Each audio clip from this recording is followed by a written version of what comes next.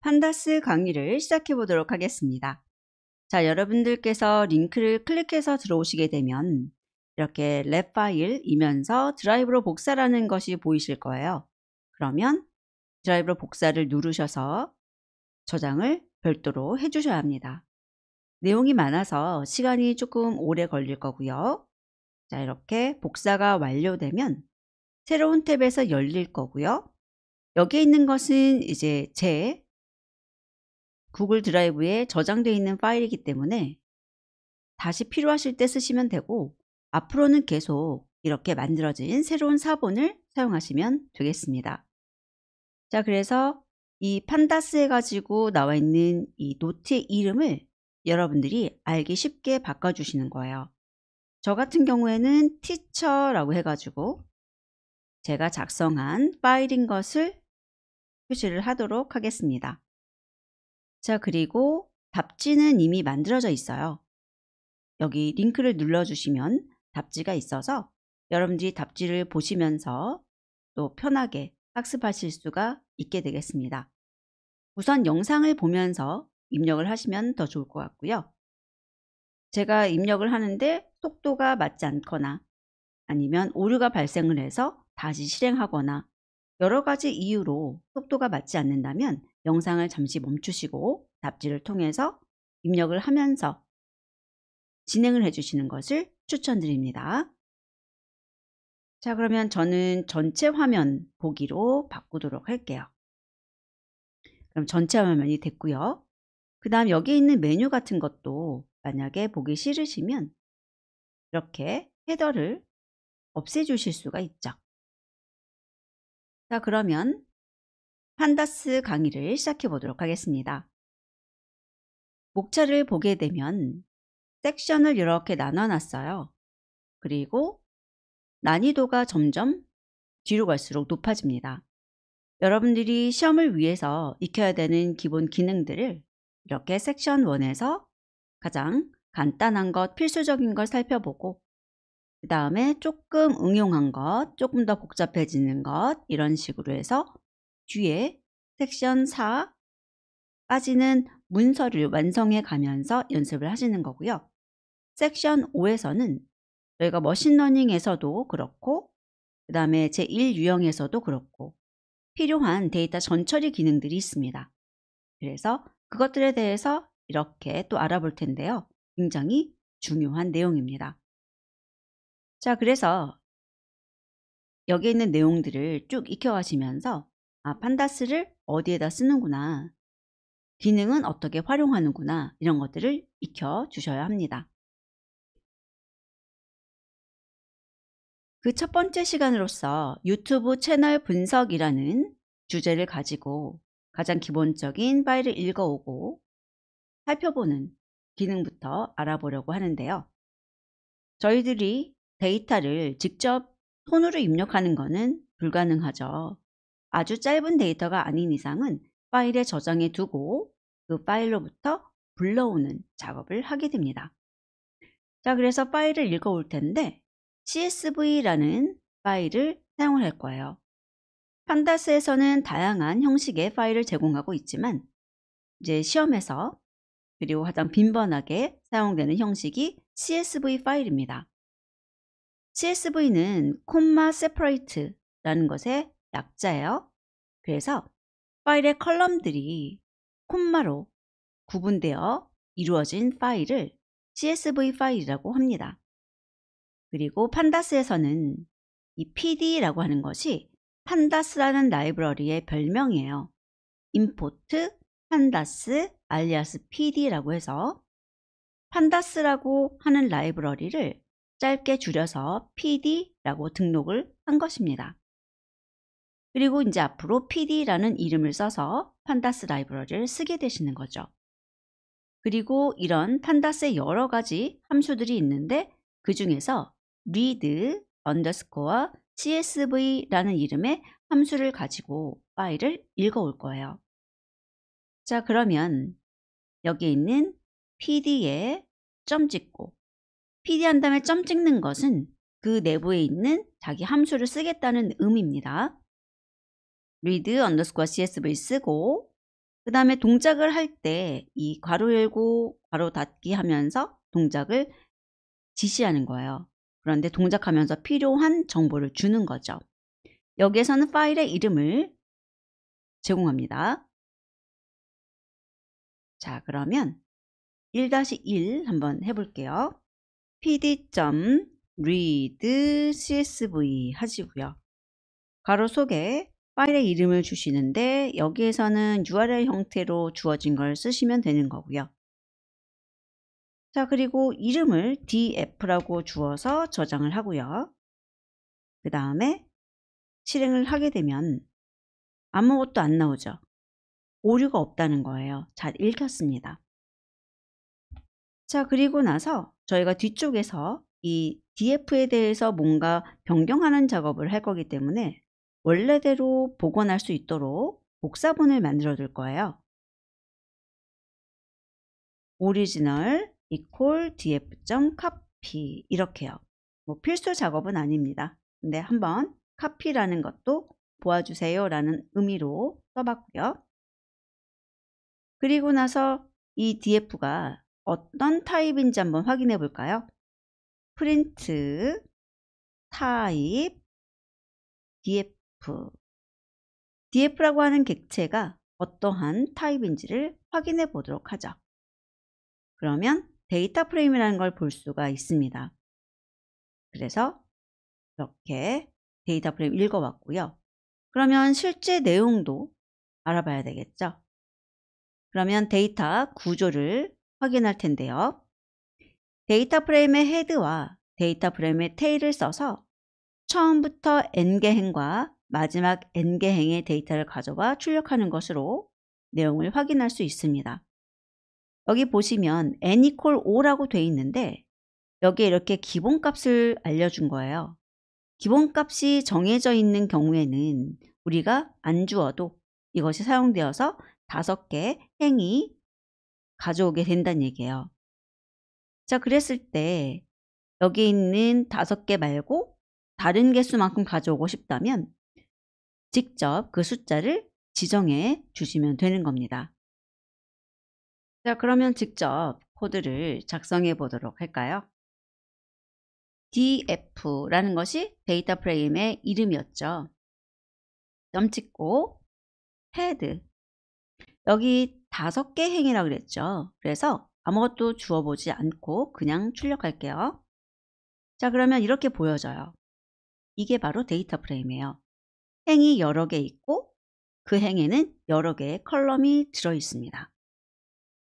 자, 그리고 시험에서는 여러분들이 프린트라는 것을 사용을 해 주셔야 돼요. 그래서 프린트 하게 되면은 좀 보기 편하진 않죠. 데이터의 내용의 길이가 많이 차이 나게 되면 사실 보기가 굉장히 불편합니다. 그래서 여러분들이 연습하실 때는 데이터 프레임은 이런 식으로 그냥 보기 좋게 연습을 하시고 시험 보러 가셔서는 이렇게 못해요. 시험 보러 가셔서는 반드시 프린트라는 것을 사용해서 출력해 주시기 바랍니다. 자, n을 바꿔볼게요. 만약에 내가 3개 행만 보고 싶다. 이렇게 보시는 거죠. 아까보다 좀 보기 편해졌죠. 왜냐하면 길게 나타나는 것이 없었기 때문에 조금 정리돼서 보이는 거고요. 프린트라는 것을 해서 볼 때도 아까보다 보기 편한 것을 볼 수 있습니다. 그래서 시험에서는 반드시 프린트 써주시고요. 기본적으로 연습을 하실 때는 뭐 프린트가 필요는 없습니다. 처음부터 3개이기 때문에 여기 0번, 1번, 2번 행이라는 거예요. 행번호는 0번부터 이렇게 사용이 됩니다. 자, 그러면 테일이라는 것도 실행을 해보도록 할까요? 이미 작성이 되어 있는데 실행만 해보죠. 그럼 마지막 3개예요. 그러면 999, 998, 997이 보이는데 0부터 시작했기 때문에 999가 보이는 것은 1000개 데이터가 있다는 것을 의미하죠. 자, 프린트를 통해서 한번 다시 볼까요? 이렇게 조금 보기 안 좋죠. 그래서 시험에서도 이런 식으로 보기 안 좋게 보일 수는 있습니다. 자, 그리고 이번에는 정보를 보는 건데요. 저희들이 이렇게 헤드나 테일을 출력을 해서 어떤 내용들이 있는지 볼 수는 있지만 전체적으로 내용을 한번 제가 출력해 볼게요. df. 그러면 중간에 생략 표시가 보입니다. 너무나 내용이 많기 때문에 1000개 행에 5개 컬럼의 내용을 갖고 있지만 그것을 다 보여주기 힘들다라는 거죠. 물론 옵션을 통해서 보여주세요 할 수 있어요. 그런데 다 보는 것은 사실은 큰 의미는 없잖아요, 지금. 그래서 일단은 저희들이 앞에 몇 개 행이나 뒤에 몇 개 행이나 요 정도만 보도록 할 거고요. 그 다음에 뭘 통해서 이 정보를 볼 거냐면 information이라는 것을 살펴볼 거예요. 자, 여기 아래 보시게 되면 데이터 프레임의 info라고 하는 메서드가 있는데 이것이 바로 데이터 프레임의 행이나 열에 대한 정보를 보여주는 겁니다. 그리고 메모리 사용량에 대해서는 db라는 것을 주게 되면 메모리 사용량을 자세하게 계산해서 알려주고요. 그것이 아니라면 대략적으로 계산해서 보여주게 돼요. df info라고 하고 바로 열고 바로 닫아보죠. 실행을 하면 우선 데이터 프레임이라는 것을 보여주고요. 레인지 인덱스라 그래서 지금 데이터 프레임은 구조편에서 사실 더 보겠지만 2개의 인덱스가 있어요. 이렇게 나오는 행들을 구분할 수 있게 쓰는 인덱스. 인덱스의 목적은 각각의 행이나 열의 구분이거든요. 그러면 레인지 인덱스라고 하는 이 녀석은 행을 구분할 때 0번부터 999까지의 숫자로서 구분을 할 수 있도록 만든 범위를 지정하는 인덱스라는 거예요. 그리고 컬럼이 5개 있다는 거고 컬럼에 대해서는 좀 더 자세한 정보를 보여주죠. 컬럼의 이름, 그 컬럼에 들어있는 정보의 수예요. 널이라고 하는 것은 정보가 없는 결측치를 의미하는데 그 결측치가 아닌 것의 개수입니다. 전체 데이터가 1000개인데 여기 있는 모든 컬럼들은 결측치 없이 모두 다 데이터를 갖고 있다는 걸 의미하죠. 그리고 데이터 타입. 각각의 컬럼을 저희가 시리즈라고 부를 건데요. 그 시리즈는 반드시 하나의 데이터 타입을 갖습니다. 내부에 들어있는 데이터들이 숫자인지 문자열인지 날짜인지 이런 것들을 알려주는 거고 그런 특성을 갖고 있게 되는 거예요. 그래서 데이터 타입이 오브젝트만 5개가 있다는 거고 메모리의 사용량이 39.2 플러스 킬로바이트라고 써 있는 거예요. 여기에서 플러스라고 하는 것은 좀 더 클 수 있다는 거죠. 오브젝트 같은 경우에는 내부적으로 더 메모리를 사용하고 있는데 그것을 깊게 계산하지 않습니다. 그런데 저희들이 언더스코어 쓰시고 메모리 유세이지 한 다음에 db라고 하면 깊게 계산을 통해서 정확한 용량을 알려주게 되죠. 자, 그래서 시험에서는 메모리의 사용량이 그다지 중요하진 않지만 이제 대용량의 데이터를 다루게 될 때는 이 데이터가 메모리에서 얼만큼의 메모리를 사용하는지 이런 정보도 중요하기 때문에 같이 살펴봤고요. 시험에서는 주로 행의 개수라던가 각각의 컬럼에 대해서 이름이나 넌널의 카운트나 d타입을 보게 되실 거예요. 자, 그리고 가장 중요한 게 무엇이냐면 바로 데이터 프레임의 행과 열의 개수입니다. 자, 보면 데이터 프레임의 shape이라는 것이 있는데 얘는 메서드가 아니에요. 그냥 값을 갖고 있는 것이라서 여러분들이 괄호 열고 괄호 닫고를 하지 않습니다. 데이터 프레임의 행과 열의 숫자를 튜플로 반환을 해요. 두 개를 묶어서 하나의 튜플로 반환을 하게 됩니다. 자, shape이라고 하고요. 데이터 프레임한테 점 찍고 shape을 보여줘 라고 하면 되죠. 자, 프린트 연습하기 위해서 데이터 프레임이 아닌 경우는 프린트를 써볼게요.